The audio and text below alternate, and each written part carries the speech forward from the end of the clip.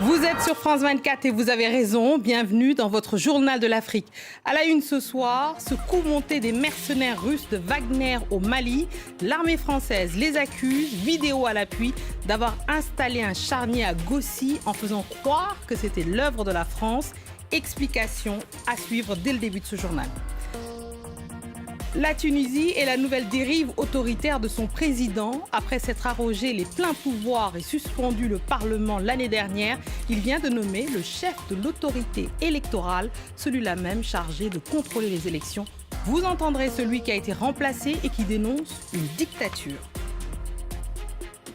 Et ce soir, nous recevons une chanteuse exceptionnelle, à la voix unique, à l'aura envoûtante, une icône féministe engagée auprès des femmes et des enfants, un modèle pour le continent africain, la diva malienne Oumou Sangaré est notre invitée et elle vient nous présenter son tout nouvel album Timbuktu, à la fois intime et universel, avec un mélange de blues américain. Où est né cet album? Elle nous en parlera. Un coup monté pour l'armée française, cela fait aucun doute. Elle accuse le groupe russe Wagner d'être à l'origine d'une opération de désinformation au Mali. Le groupe de paramilitaires accusait l'armée française d'avoir laissé un charnier après l'évacuation du camp de Gossi. Et fait exceptionnel, la Grande Muette a publié des vidéos prouvant le contraire. Les explications de Bilal Tarabé. Ce serait la preuve d'une mise en scène. Cette vidéo fait partie d'une série d'images fournies par l'armée française et tournées par un avion ou un drone. Elle montre des hommes que la France désigne comme étant des membres du groupe Wagner en train d'ensevelir des corps dans le sable à 3,5 km du camp de Gossi au Mali. Ce mardi 19 avril, les soldats français rétrocèdent ce camp aux forces armées maliennes. Dans son communiqué daté du jour même, l'état-major insiste sur un transfert dans la transparence la plus totale, dans un contexte où la force Barkhane fait face à des attaques informationnelles visant à entacher son action et sa crédibilité. Dès le lendemain, un tweet émis par un faux compte dénonce un crime contre le peuple malien par les Français et évoque des images de cadavres à Gossi.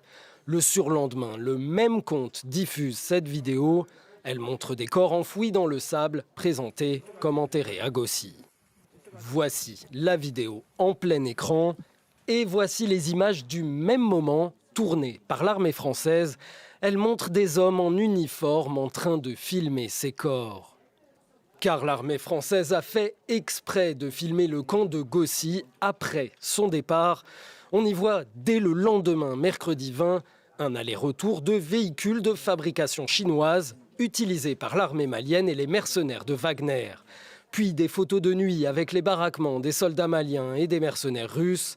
Et enfin, le 21 au matin, cette vidéo d'hommes qui enterrent des cadavres avant de les filmer quelques heures avant la diffusion du second tweet. Ce qui est intéressant dans tout ça, c'est qu'on a vu la construction d'une désinformation par un faux compte. Et pour la première fois, l'armée française a décidé de prendre les devants et d'en parler déjà, puis de décider de diffuser quelques images parce qu'ils ont en tête le précédent du convoi de Barkhane qui a été arrêté par 2 fois au Burkina Faso, puis au Niger à cause d'une désinformation.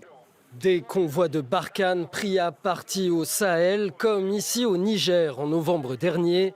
Des rumeurs circulaient sur les réseaux sociaux. Elles affirmaient que les soldats du convoi transportaient des armes destinées aux djihadistes.